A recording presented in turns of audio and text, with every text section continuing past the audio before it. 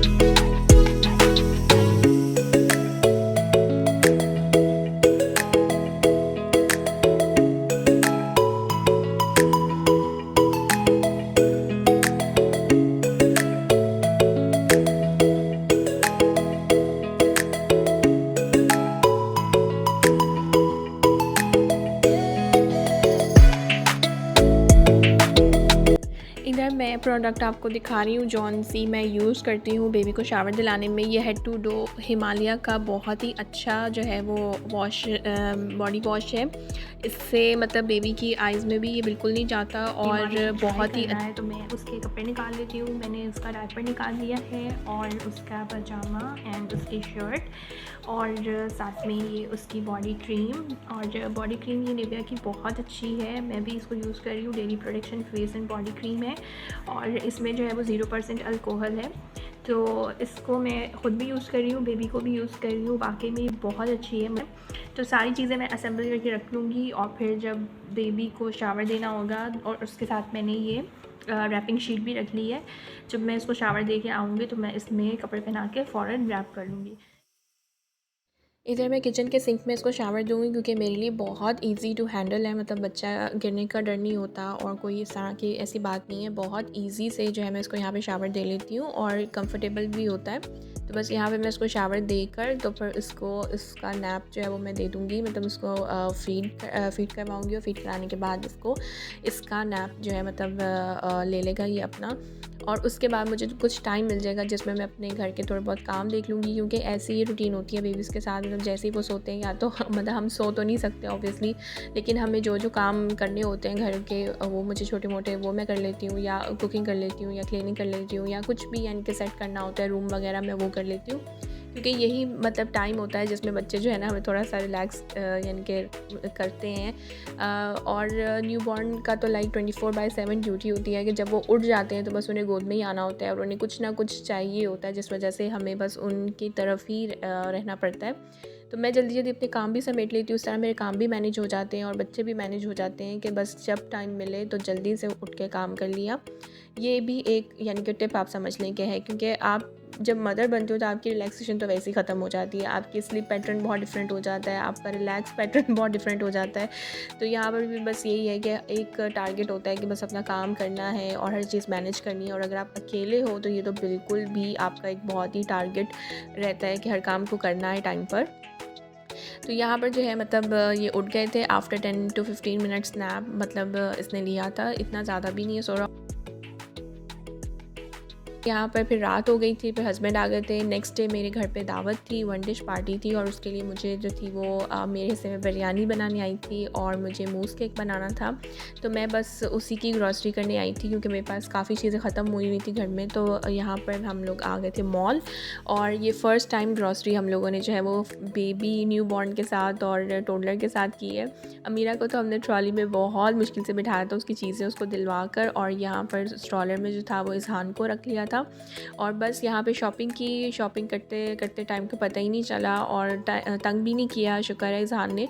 तो मैनेज हो गया सब कुछ। और फिर यहाँ पर भूख लग रही थी, कुछ खाने के लिए हल्का फुल्का लेना था, तो हम लोगों ने डोनट्स वगैरह सोचे थे और साथ में कॉफ़ी ले ली थी। तो बस यहाँ पे वही लेने रुके थे। और यहाँ जो यूएई में रहते हैं उनको पता है कि कार वॉश की फ़ैसिलिटी हर जगह पे अवेलेबल होती है। तो ये पार्किंग में जो था वो कार वॉश के लिए हम लोगों ने कह दिया था। तो मैं गाड़ी में ही बैठी हुई थी इज़हान को लेकर, और अमीरा और उसके बाबा जो थे वो गए हुए थे चीज़ें लेने के लिए। और यहाँ पे मैंने ऑर्डर की थी डबल चॉकलेट कॉफ़ी लाते, और ये इतनी मज़े की मुझे लगी है, बहुत ही मज़े की कोल्ड कॉफ़ी मैंने ऑर्डर की थी। और इज़हान जो है वो मेरी गोद में है। तो बस कॉफ़ी इंजॉय करते करते घर आए हैं, और घर आकर जो है ये मेरी नाइट रूटीन चल रही है क्योंकि न्यू बॉर्न जो है उनकी कोई रूटीन नहीं होती है, हमें अपनी रूटीन को उनके अकॉर्डिंग करना पड़ता है। तो बस यहाँ पर इज़हान सो गया था, लेकिन पता नहीं क्यों फिर उठ के फिर रोने लग गया। तो बस मैं उसको चुप करवा रही हूँ, उसको सुला रही हूँ, बट पता नहीं क्यों उसको आज सोना ही नहीं था। आई डोंट नो, बच्चों को पता नहीं कुछ पता चल जाता है कि मतलब कल का बिज़ी स्केड्यूल है या हमें बहुत ज़्यादा काम करना है, तो उतना ही बच्चे पता नहीं क्यों तंग करते हैं। तो यहाँ पर बस ये सो गया था, लेकिन इसको आज पता नहीं क्यों नहीं सोना था। मैं बस कोशिश कर रही थी इसको सुलाने की, लेकिन बस नहीं सो रहा था। तो हर चीज़ इवन कि मैंने कर लिया था, देख लिया था, बट नहीं, इसको बस था कि मुझे मामा जो है ना ऐसे ही लेके फिर रहे हैं और मैं ऐसे ही सुकून में हूँ। तो बस यहाँ पे मैं बहुत ज़्यादा थक गई थी, बाहर भी गए थे, शॉपिंग भी की थी, और अगले दिन भी मेरा बहुत ज़्यादा हेक्टिक रूटीन था। तो बस दुआ कर रही थी कि जल्दी से सो जाए। तो यहाँ पर मैंने फिर इसका डायपर भी चेंज कर दिया। मैंने कहा शायद डायपर का इशू ही ना हो, क्योंकि बच्चों के बहुत सारे इनके इश्यूज़ हमें देखने पड़ते हैं, वो तो ख़ुद से नहीं बोलते हैं। तो हम लोगों को हर चीज़ कर लेनी पड़ती है कि चलो जिससे बच्चा रिलैक्स हो जाए ना। तो बस यहाँ पे मैंने इसका डायपर भी थोड़ी देर पहले चेंज किया हुआ था, कुछ किया तो नहीं था, बट मुझे था कि चलो फिर भी मैं चेंज कर देती हूँ, मे बी मतलब इसी से ही रिलैक्स हो जाए। तो बस डायपर चेंज किया, फिर शुक्र है कि मतलब थोड़ा सा रिलैक्स हुआ, रो नहीं रहा था, लेकिन एक्टिव था, उसको खेलना था, सोना नहीं था, नींद बिल्कुल भी नहीं थी।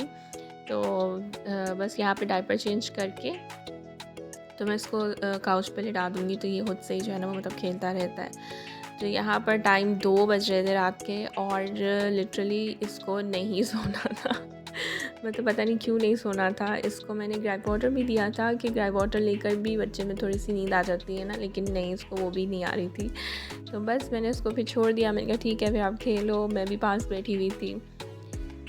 यही होती है न्यू बॉर्न के साथ रूटीन। अमीरा शुक्र है सो गई थी, वो टाइम पर सो गई थी क्योंकि सुबह मैंने उसको जल्दी उठा दिया था, वरना 2 बच्चे इस टाइम हैंडल करना बहुत मुश्किल होता है। यहाँ पे ये है नेक्स्ट डे, और नेक्स्ट डे पर बैक टू ड्यूटी। यहाँ पर मैंने बिरयानी का जो भी था मटेरियल उसको मैरिनेट कर दिया था, साथ में चावल बॉईल हो रहे थे, साथ में ही मैंने मैरिनेट करके अब इसको पकने के लिए रख दूँगी। और बच्चे जो थे मेरे शुक्र है वो सो रहे थे, तो उतने में जल्दी जल्दी उठकर मैंने अपना सारा काम वाइंड अप किया था, क्योंकि ज़ाहिर है हमें तो अपनी रूटीन अपनी ही रखनी होती है, बच्चों की तो कोई रूटीन ही नहीं होती है, हमारे काम तो नहीं रुकते हैं। और ये देखिए यहाँ पर जो है ना मेरे दोनों बच्चे शुक्र है सुकून से सो रहे थे, और उतने में मैंने जल्दी जल्दी जो भी मुझे करना था आज के दिन की प्रिपरेशन वो मैंने कर ली थी, क्योंकि मेरे आज यहाँ पे 1 डिश पार्टी थी।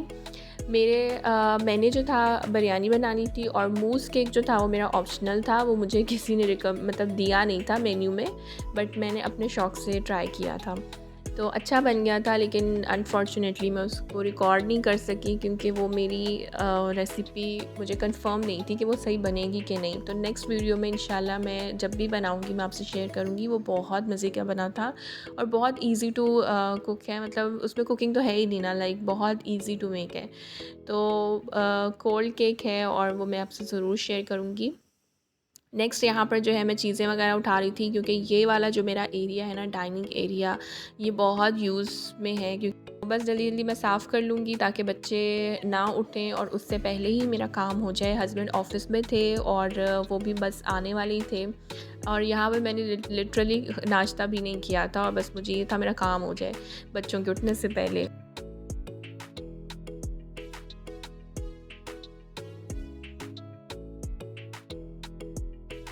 और इधर मेरे राइस बॉयल हो चुके थे, और यहाँ पे ये ब्लंडर हुआ कि जल्दी जल्दी मैं कर रही थी और इतने गर्म थे कि बस मुझे ध्यान में ही नहीं रहा, और मेरे हाथ से स्लिप हो के ये देखे सारे राइस जो है ना वो गिर गए।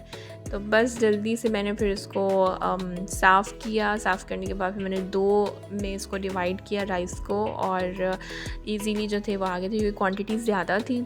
और बस फिर इसको मैंने स्ट्रेन कर लिया था। स्ट्रेन करने के बाद जो दूसरी तरफ चिकन रखा हुआ था पकने के लिए, वो मैंने रखा ही हुआ था हल्की आग पे, ताकि वो पकता रहे। क्योंकि ये ऐसी डिशेस होती हैं कि इनको अगर आपके पास टाइम है तो अगर आप ज़्यादा पकाओ ना तो ये ज़्यादा टेस्टफुल होती हैं। तो बस